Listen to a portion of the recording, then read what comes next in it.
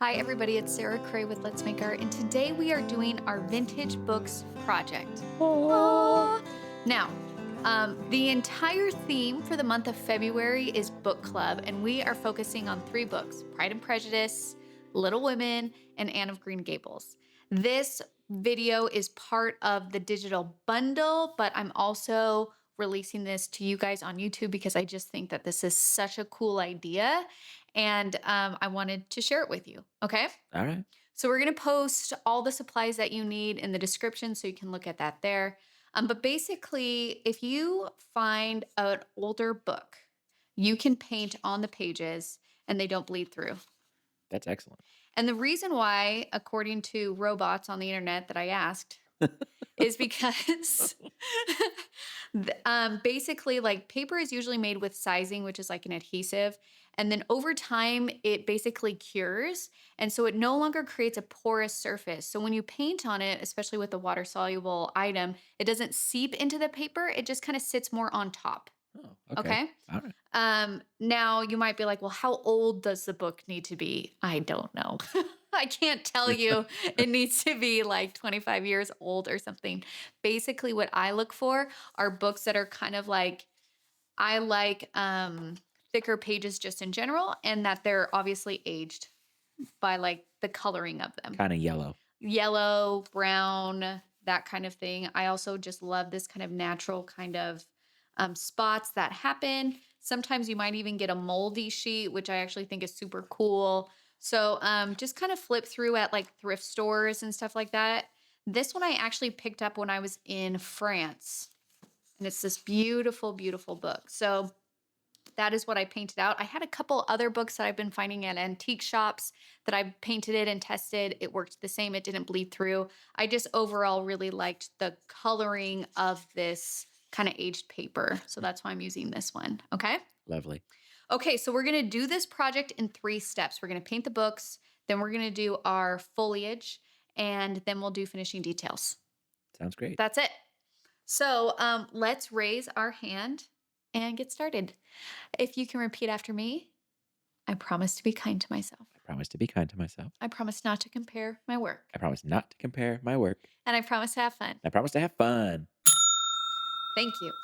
I know I don't talk about the oath very much anymore because we've been doing this for years. It's such a part of what we do, but I love to start that way because it is a reminder for you, as it is a reminder for me. We are not here to create a hierarchy based off of what our paintings look like. And once you do that, once you start comparing, you remove all of the joy that you get from taking time to create. So this is a reminder. This is not a big deal. It's a piece of paper. We're here to have fun. We're just hanging out. We're friends, and that's why we chat. And this is also not an opportunity for you to verbally beat yourself up over something that you are just figuring out. That's not what we're about here. So if you're interested in that, cut it out. We're here to paint and have fun. All right. So I'm going to turn to any page. Let me get a binder clip actually and hang this down. I'm going to paint directly in the book, but if you want to remove the page and then paint on that, you are welcome to. Do I have another binder clip? There's clips on the whiteboard. Will that work? I have this one. Steal this little guy. Little fella. Little fella. Oh, this was me practicing. Cute. But I liked the neutrals. I'm glad this came up. I was doing different colored books here, but because we're painting on toned paper, the colors are going to look vastly different than what's on your palette or maybe what you're used to because it's painting on a tan instead of a white. And so it's going to give it an antique look. And so I leaned into it doing really like neutrals, and I like the look of that better. You are free to use whatever colors that you want. Just pay attention to the fact they're going to look different than what's on your palette because of the color of the paper that we are using. All right. If you have a wash brush or a stroke brush, which is basically a brush that has a squared off top, that's going to be easier for you, and I'm going to suggest you doing that or using that brush. If not, you can use a round, absolutely. You're just going to want to make sure that your edges are straight. That's it. All right. Okay, so the first book I'm going to paint, I'm going to have it be kind of a green color. So I have a lot of browns here mixed on my palette, and I'm just going to lean into those. So I'm going to take Undersea green, And I'm going to mix that with the brown that's already there. I'm going to decide where I want this to start. I think I'm going to start it a little bit more in the center than I did on my example. And I'm just going to do a straight up and down line. I'm not going to go all the way to the top because I want to leave room for the flowers itself. After I do that initial line, this is going to determine how thick I want my books to be. I want this guy to be a thick boy. So I'm going to do another line like that. And then I'm just going to kind of work that back and forth. And honestly, even with washes and strokes and straight edge brushes, I still struggle getting a straight line. So, like, don't stress. And then along the bottom, to give our book a hint of dimension, I'm just going to do a soft curve out. This is like communicating the spine and the rounded thickness edge of that book. Okay. And then I'm going to do the same thing except going the opposite way. So it's going to curve in. You don't want the curve to be too crazy. This is a very light curve. And then, or like subtle curve. And then I'm going to mix even more of that green, and along the edges, I'm just going to touch a little bit here and there because I'm trying to give a slight hint of the dimension of the book. So by making the edges a darker value and leaving the middle a lighter value, it at least is starting to give me a bit of form. Okay? I'm just Okay. trying to read this French and realizing I know absolutely no French. I know, honestly, a fear of mine of like someone who reads, who can speak France is like, French, I have no idea what the type of book this is. It's a very adult book. I'm just kidding. Who I mean, knows? like, could you imagine? That'd be so It funny. could be. I don't know. Ah. Okay, I decided to make my book a little bit taller. You have the right to do that. You can change the size of your book at any time. And then I'm just going to go in and do a little bit darker edge. And the cool thing about this here, let me show you. I've done this before too, and I've done like florals and stuff, and I want to show you what that looks like. Oh wow. So it's just a really unique way of painting on a surface. And even though it's not going to react the same way as watercolor paper, so you want to keep whatever you paint on there, you want to keep it more simple and basic, because you're not going to be able to work the paper the same way that you do like cotton paper or watercolor paper. But you can still do like really gorgeous things. And then like this becomes part of it. It's just really lovely, and it's a fun way to mix things up. Another really cool thing is if you have those mini picture frames, you can cut this paper out of in fit in those frames and then do these small little paintings on top, and that just adds something to those miniature paintings. Okay. My dad has this old book he was supposed to read when he was a kid. Like his mom would be like, "All right, it's reading time," Yeah. and he would always just sneak pencils and doodle in it. And I love looking at that book. I remember being a kid looking I've through never it. seen that. I would Yeah, love to see it. it's cool. Yeah, Michael's dad is a very talented artist. He doesn't take the time for it because he's very practical and he works really hard, and he's Yeah. just like, no, he's got time for that. But whenever he does, he'll just like create. Doodle something He'll just excellent. doodle something so insane that I'm like, oh my gosh, it's amazing. Yeah. Okay, so now I'm going to do more of a brown book. So I'm doing Q burnt orange and some black. But again, please use whatever colors that you want. I'm going to let this book be a little bit thinner and a little bit shorter.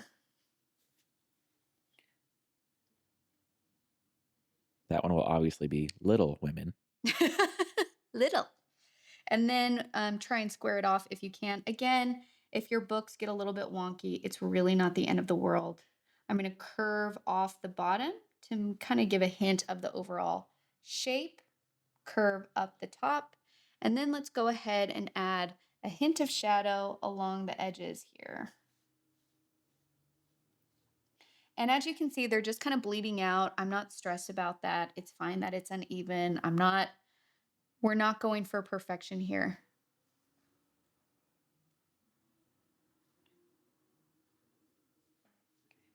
And don't forget to do it on this side. Your green might still be a little damp if there's a little bit of bleeding. Again, not the end of the world.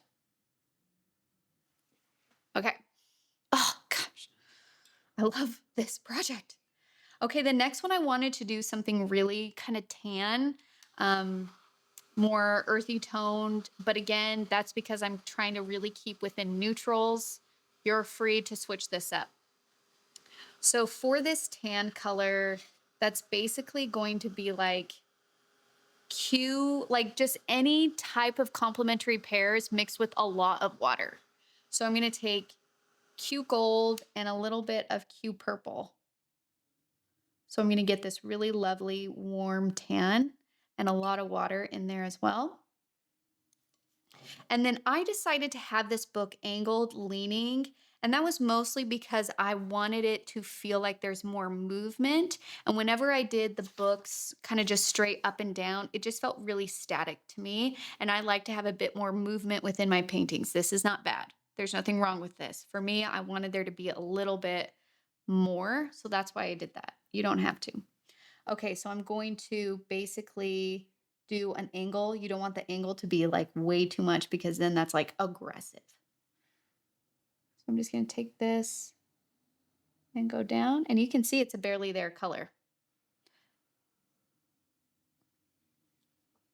I'm going to do another layer, and then I'm going to thicken it up. It's bleeding a little bit. I'm not mad about that.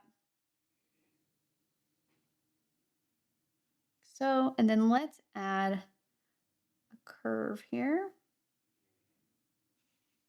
It's the same process, just at an angle. And then I'm going to go in and add a hint of shadow along the edges. And then to really make it feel like it's leaning against the book, you can use your same brush or mix it up, but I'm going to add a little bit of lamp black to my mixture of Q gold and Q purple. Let me mix some more, and then some lamp black to get it a nice dark value. And basically where it's touching this brown book, I want there to be a stronger shadow on it. Okay. That makes sense. And maybe even on the left side, kind of going down a little bit more. That angle is pretty intense, but it's fine. It's fine, you guys. It's fine. So what we're trying to show here is basically because it's leaning against this, there's not a lot of light coming through in between. Even though we don't have a defined light source, we can envision that wherever this is going to be shadowed because a book is leaning on it and covering that area. And so we need to show that it kind of goes away into space, and that is not an illuminated area. So that's why we're doing a darker edge there. And if you need to let this dry before you do that, that's fine. Either way. If you wait till it's dry, then your shadows are going to kind of stay in their spot, which is good. I feel like I can go even a little bit darker right where it touches.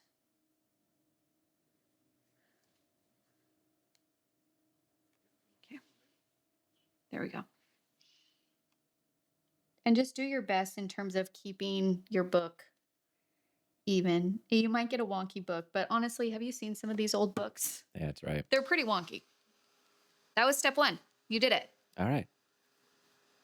Now what we're going to do is we are going to do the foliage. And what's super fun about this is you can totally customize this to anything that resonates with you. And I decided to keep my colors in line with this kind of really natural color palette. So I kept it just like yellow ochres and white. But again, like, wouldn't this be a lovely gift if you had like a friend or a family member who loves to read and you can use like their favorite flower or something like that? Like, wouldn't that be cute? Yeah. Okay. So I have some bleed proof white here. I'm going to use, you can use a round brush, any kind of brush you feel comfortable using. I forgot to mention that this project is celebrating Little Women. I don't know if I said that, and I'm dressed the part. That's why I'm That's wearing a poofy. And it just makes me want to lay in bed and read all day and have food brought to me, which sometimes Michael will do. And those Oh, are my favorite days. yeah, it happens. It happens. It's the best. Okay, so I'm going to do some kind of like daisies. So I'm working around an invisible center. If you want to actually put a center in first, so then you have a guide, feel free. Dun, dun, dun. Where else? Maybe a little one like here. Maybe the start of one. Oh, that'd be cute. And let's do a start of one here. And I like to just kind of like place those. I add foliage and then you can always add more. So now using my liner brush, I'm going to grab some green, undersea green. If you want to mix it with some indigo to give it a little bit of a darker bluer color, please feel free. And then let's do stems. And I'm just having them come out of the book. Why not? Notice that I'm softly curving the stems. I don't want them to be straight up and down. Okay. And then maybe we'll do some little leaves, hint of leaves. I really also like the kind of wildflower feel where it's just like wheat or, really thin, delicate lines and that kind of stuff. But if you want to do the cute little tight leaves and have it be more like illustrative, please. Poppies would be beautiful coming out of here, like red Mhm, poppies. mhm. Either way, just play with it. The worst thing that can happen is you like open to a different page and paint something Yeah, else. do the next page. Do the next page. And then I'm going to have some like long yellow little things coming out of here. So if you want it to feel nice and full, then you're going to want to have your lines of your foliage be soft curves that kind of go out in different directions, to the right, to the left, all of that kind of stuff. And that's going to make it feel like there's a lot. If you were to keep it kind of more straight up and down and narrowed like next to each other, it's still going to be beautiful. It's just going to look a little bit more still. And I kind of like the chaos aspect of this. So here's some little leaves kind of poking out.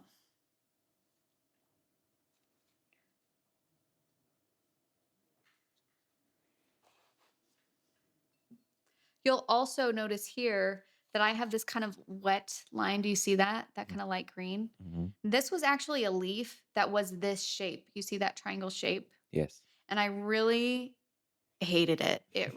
I did not like it at all. So I just took a damp, clean brush and lifted that color out. And did it all the way disappear? No, but it thinned it out enough that it no longer was distracting like it was before. So know that that's always an option. You can lift color out. It's not going to make it go away, but what it will do is it will kind of soften the hardness of it and make it like not as obvious. And because we have like text and texture and colors, those kind of smeary mistakes or whatever aren't going to be as obvious because there's so much going on. On a white piece of paper, clean white, that would be pretty obvious. Right. But because of what we're painting on, it really isn't. Yeah. So, I didn't notice it till you talked about it. yeah. So I just want to say you can make adjustments. Don't be afraid to try it. The worst thing that can happen is you're unhappy with it, but you were unhappy with it before. So, like, okay, let's do our yellow centers. And this one, I love the little buds of daisies where it's just like, well, that got really big, but do a smaller one here. Here. And then if you want to add a little bit of depth and dimension, you can take a brown and kind of do a dark brown swoop along the base. That little daisy is so cute. The teeny tiny one in the middle. Yeah, isn't Yeah. that cute? Like that yellow center. I'm gonna add my little like they kind of look like mustard almost, you know? Mhm. The little and I'm going to see if that still bothers me. And if it does, I'll just turn it into a full daisy and have the white overlap. So I'm just taking my round two. I'm just doing overlapping dashes and dots.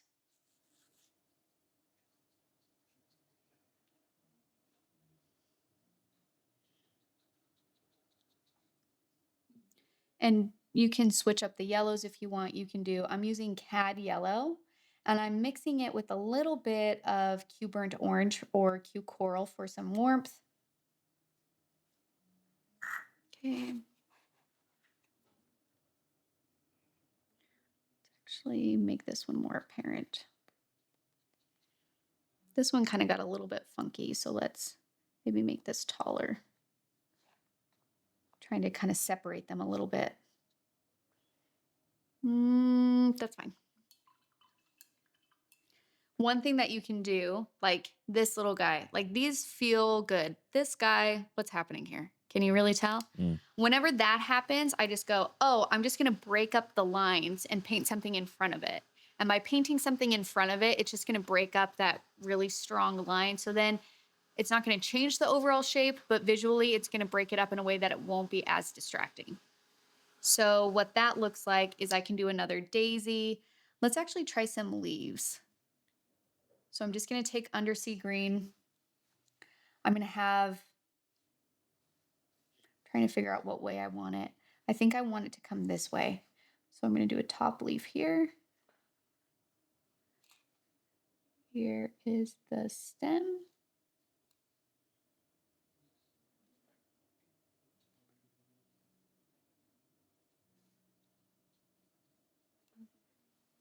Okay, so it's still there. It's just not as obvious, you know? Mhm. Perfect. That top leaf might have gotten a bit too dark, so I'm just going to pick up that paint. And I still don't like that guy, so let's actually turn this into a full daisy. There we go. Oh, it's so cute. If you have a petals brush, that would be really fun to use. It has petals. Yeah, this is a petals brush right here. It has a really thick base that's more triangular, and then it goes to a needle-like point. So it's really easy to get thin and thick lines. It's excellent for creating foliage. I'm gonna do another little leaf here. Again, I can't even picture what daisy leaves look like, so I'm just making this up, okay? And as an artist, you have the right to do that. You can just make up flowers. I'm also going to do some white buds because I feel like I want some white along the tip here. So I'm just going to do some like long skinny lines like so, kind of coming off here. Okay. And then I'll take my bleed proof white, just a little boop boop. Can you Little, picture a dandelion leaf? yes. They're similar. They're both in the Asteraceae family, so they Okay. have kind of that toothy arugula Perfect. kind of leaf. So then this kind of thing is not too far off. Yeah, it could be. It could Oh, be that. great. Look at that. Okay, our very last step, and this is optional because as someone who really is uncomfortable with my handwriting, I didn't love this step. However, if you want to add titles to your books, this is when you would do it. And I decided to do mine using gold paint. So I'm going to grab my gold paint. Oh, please. I return with my gold paint. I'm going to use Beam Gold. They make such beautiful paints. These are handmade in Canada, and the quality of this gold paint is excellent. And what I look for in gold paint is something that stays gold and opaque after it has dried. So I'm just reactivating it. I put a little bit of clean water there and I'm just bringing it so it's nice and easy to grab. And I'm going to use my liner brush, and you can do like the spine. And depending on, like, you can even look at your own vintage book for inspiration of the designs, of fonts. Oh, Canada. That's the only part of the song I know. It's all you need to know. Really. Just kidding. I don't know. We've had beam paints in like our 12 days giveaways before, haven't we? Yeah, we did. Okay. And whenever you add like the curves following the spine, you just want to make sure that you're following the curve of whatever is happening with the book.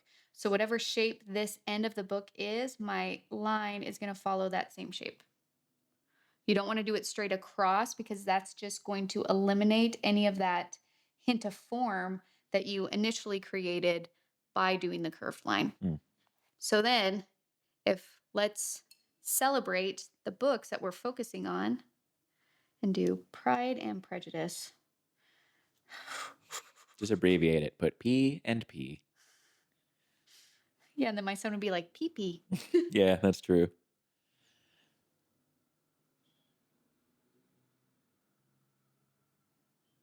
Why I decided to do it right on the bottom, I don't know, but it's too late. If you are not like me and better, you can actually like plan this out and like do it in pencil first Mm, and make sure that things are aligned and that you'll actually have room. I don't know if prejudice will fit on this. let's go for it. We're about to find out. It'll just get smaller and smaller. It's going to be Pride and Prejudice. Prejudice. Also, I'm terrible at spelling. E E. J U D I C E. Look at that with room to spare. Oh, yeah. And then to make up for the fact that I didn't do it in the center of the spine, like a ding dong, you can write the author's name right here, or you can do a little design. So I'm going to do, in my copy that I have here of Pride and Prejudice, it has this gorgeous um, gold foliage all around. Pretty. That's really stunning. It's not on the spine, but that's fine. And I'm going to be like, let's take inspiration from that and just do some leaves. Did you say it like a ding dong? Yeah.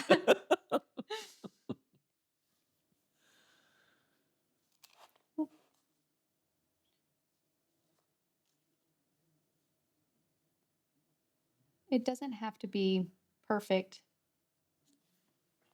None of this does. Okay, Pride and Prejudice. Next, Little Women. Which honestly, this one should be Little Women. And that's why I haven't finished the book yet. If you watch the other tutorial, I'm working on the book, but she a big boy. You want to see how big? Yeah. Oh my goodness. Holy This is cow. Little Women. I got it in the mail and I was like, whoa, okay. So I'm working on it. Okay. Okay. I'm just going to go for it.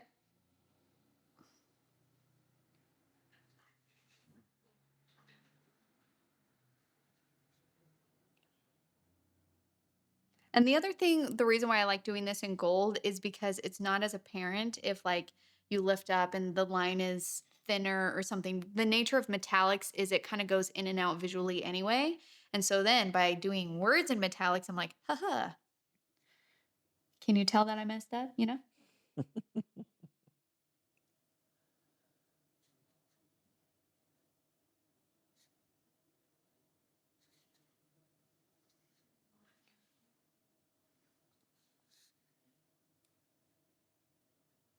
Sometimes I have to look at an angle to see where I've painted already.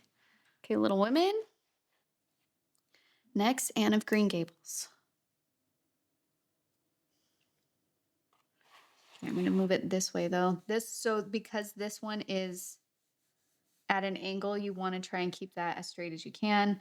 This is actually quite a long name, so Just write Anne. Big old Anne, Anne. Anne, Anne of Green. Oh shoot, I ran out of room. Gables. Perfect. It's fine. It's a vintage book. And then if you want to do little metallic accents kind of going through your flowers, do it. Why not?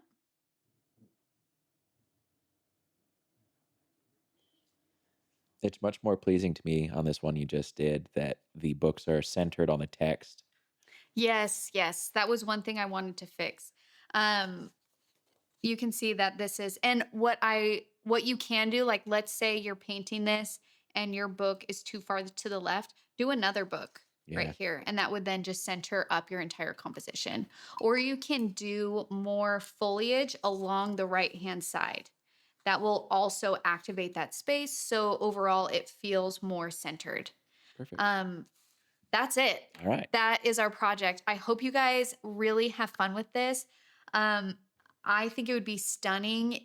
You know those frames that they're kind of more like boxes? Yeah. Like, wouldn't it be beautiful if you found a vintage book, you painted a spread open, and you frame it just like that? Yeah, that'd be Like, that awesome. would be so stunning. So, anyways, have fun with this. Anytime that we can paint on different surfaces, I get really excited. It brings a new element to watercolor. It also teaches me to simplify my paintings.